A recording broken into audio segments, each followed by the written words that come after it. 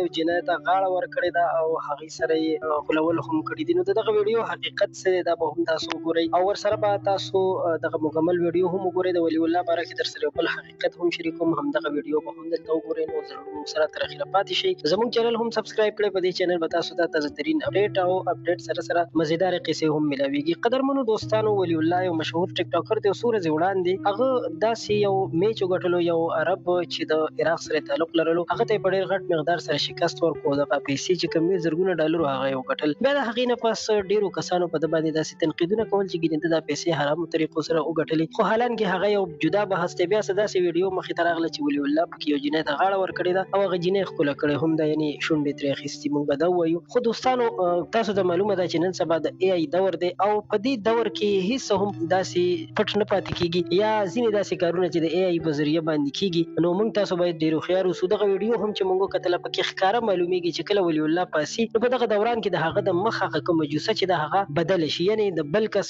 مخ چې دی یو ځای شوی دی او بیا ولی الله پسې دا ویډیو جوړه شوې ده. د دې نه وړاندې کوم مجیب زلمی دی یا د هغه نه وړاندې کوم نورې جنکۍ چې کومې وي، مناهل ملک شوله یا امشا رحمان یا امشا رانا یا ډولفینه، یا داسې د ډېرو ټیک ټاکرانو، جنکو، هلکانو او د مختلف قسم کسانو داسې ویډیوګانې راغلي دي چې هغه بېهوده او خراب ویډیوګانې وي. زموږ د دې ویډیو مین او اصل مقصد څه دی؟ هغه دا دی چې نن سبا د اے آی دور دی. دې نه وړاندې به هم داسې ډېر څه راځي چې هغې سره به دا خلک ډېر زیات حیران شي او د حیرانتیا وړ داسې مواد به راځي سوشل میډیا باندې. خو موږ تاسو ته پکار دي چې خپل ځانونه هوښیار وساتو. بله خبره دا چې هر وخت ډېر تصویرونه هم فیسبوک ته نه وي ورکول پکار، ځکه چې خلک ستاسو دغه تصویرونه راخلي او دا هم په غلطو طریقو باندې اډیټ کولی شي او دغسې خراب مواد ترېنه جوړولی شي. که زما سره متفق یې، د ویډیو لایک کړئ، زموږ چینل هم در سره ضرور سبسکرایب کړئ. تر بیا مو په لوی الله سپارم.